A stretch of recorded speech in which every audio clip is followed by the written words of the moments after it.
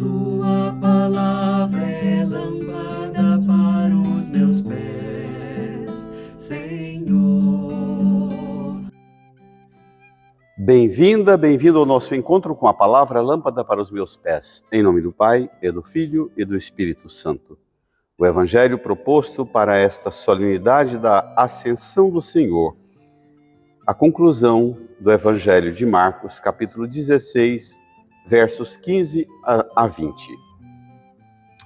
Naquele tempo, Jesus se manifestou aos 11 discípulos e disse-lhes: Ide pelo mundo inteiro e anunciai o Evangelho a toda a criatura. Quem crer e for batizado será salvo. Quem não crer será condenado. Os sinais que acompanharão aqueles que crerem serão estes: expulsarão demônios em meu nome, falarão novas línguas. Se pegarem em serpentes ou beberem algum veneno mortal, não lhes fará mal algum. Quando impuserem as mãos sobre os doentes, eles ficarão curados. Depois de falar com os discípulos, o Senhor Jesus foi levado ao céu e sentou-se à direita de Deus.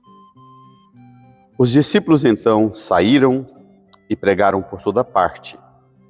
O Senhor os ajudava e confirmava sua palavra por meio dos sinais que a acompanhavam. Amém.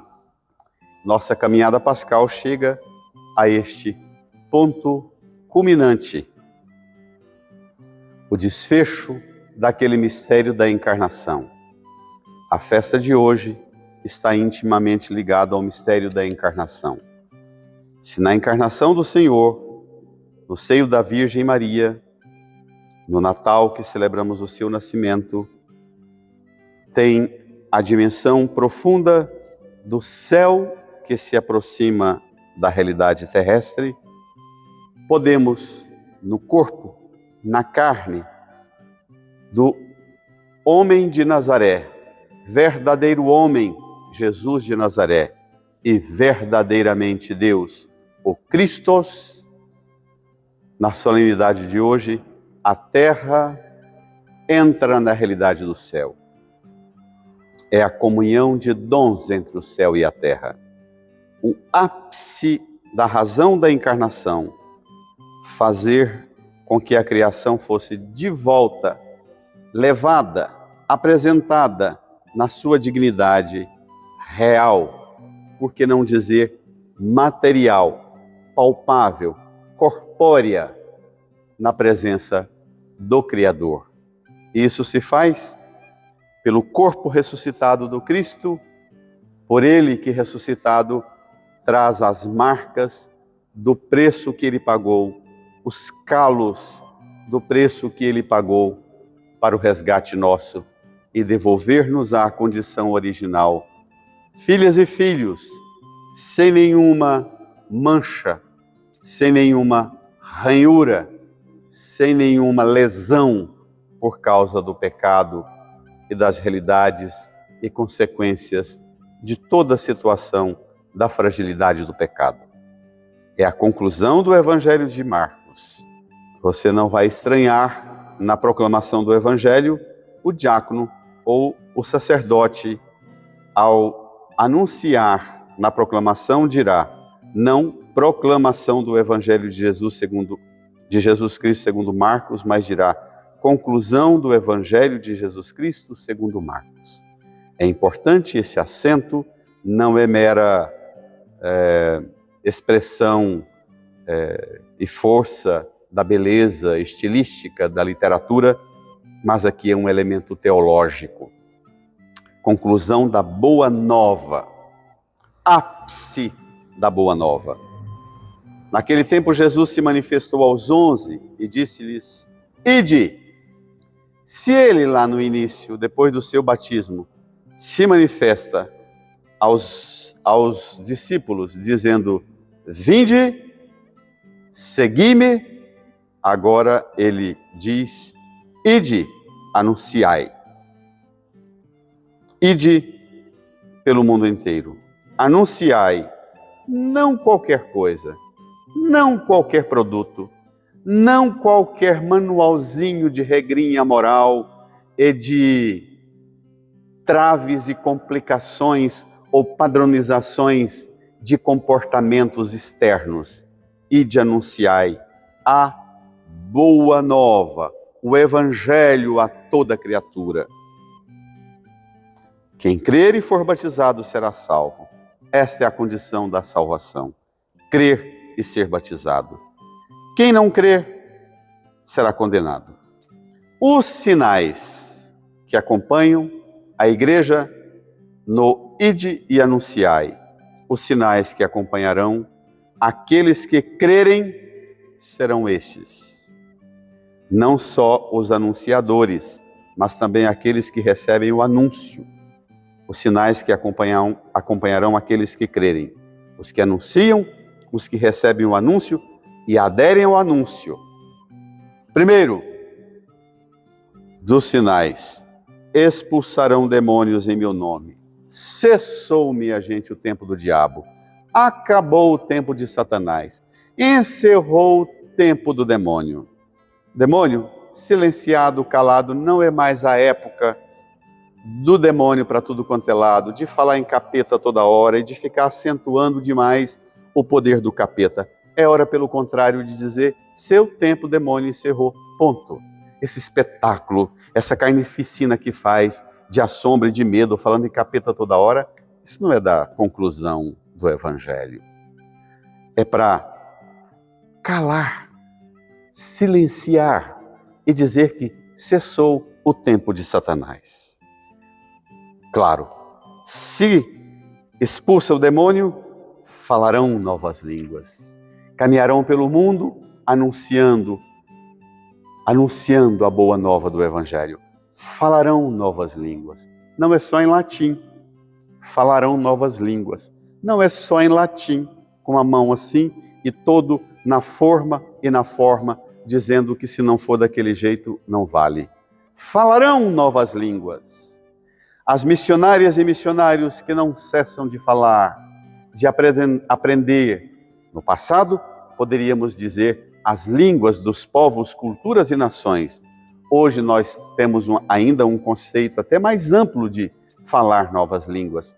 Falar a língua que uma criança é capaz de entender, a língua que um adolescente é capaz de compreender, falar a língua própria dos jovens, a língua própria dos idosos, dos adultos. Falarão novas línguas. E não ficarão presos aos problemas do mal no mundo. Se pegarem em serpentes ou beberem algum veneno mortal, não lhes fará mal algum. Fique perdendo tempo demais com o mal do mundo, não. Com o mal que alguém me fez, com o mal que alguém te fez. Fique gastando energia com isso, não. Você está dando assento demais ao veneno das serpentes ou ao veneno mortal que alguém fez para você, olhou para mim com olho ruim, teve um pensamento, jogou uma praga em mim. Ou, sai dessa! Não é tempo mais de ficar neste assento nas forças do mal do demônio, nas forças do mal da cultura. Não, fala uma língua que eu não dou conta de entender. Fala sim, aprende. Não, fez um mal para mim, eu não dou conta mais. Dá sim. Se pegarem serpentes ou beberem algum veneno mortal, não lhes fará mal algum. O tempo do mal e do limite acabou. Nós não vivemos mais no tempo do limite. E quando impuserem as mãos sobre os doentes, eles ficarão curados. O mal espiritual, o demônio, o mal cultural, do limite das linguagens, das culturas e povos, o mal dos atos ou da criação, das serpentes ou de uma pessoa que faz o mal, da maldade humana, não será limite, e o mal da enfermidade. Todos os males, a enfermidade do corpo. Impõe a mão, faz uma oração, ficarão curados. Agora, atenta a uma coisa. Eu conheço muita gente que ao receber a visita de um sacerdote ou de um irmão que foi rezar por ele na casa dele, dela, no hospital, ela não ficou curada daquela enfermidade que lhe tomava o corpo, que pelo peso da idade ou a própria debilidade da constituição do organismo, aquela enfermidade continuou. Mas a pessoa diz assim: eu recebi um milagre muito maior do que ficar liberta da enfermidade. Eu perdi o medo que eu tinha da morte, o medo do fim, o medo desta enfermidade. Eu perdi esse medo e aqui dentro fui tomado por uma confiança infinitamente mais forte que a enfermidade, que a morte, que a doença, que tudo. Depois de falar com os discípulos, o Senhor Jesus foi levado ao céu e sentou-se à direita de Deus. Pronto, quem senta é porque está com missão cumprida. Sentou-se, o tempo do mal acabou, encerrou, e não é para a igreja ficar acentuando demais e pregadores ocupados demais com o erro dos outros, com o mal dos outros, com somente querendo controlar comportamento, como é que faz isso, como é que faz aquilo. Vamos anunciar o Evangelho, vamos anunciar o amor com que o Pai nos amou. Vamos dizer ao mundo que há uma entrega definitiva que calou o mal, que cessou o tempo do mal. Sentou-se à direita de Deus. Que assim seja. Que também um dia nós cheguemos à alegria de sentarmos-nos junto na presença diante dele na glória do céu.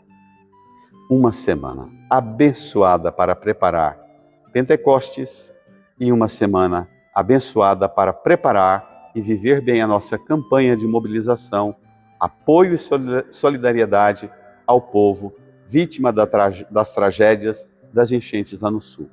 Toda a Arquidiocese de Goiânia, todas as comunidades, paróquias, nos mobilizamos para a campanha de arrecadação de recursos materiais e doações para fazer chegar à vida daquelas vítimas do mal, da catástrofe da natureza, que também não vai ter a última palavra. Nossa solidariedade vai vencer. Boa semana.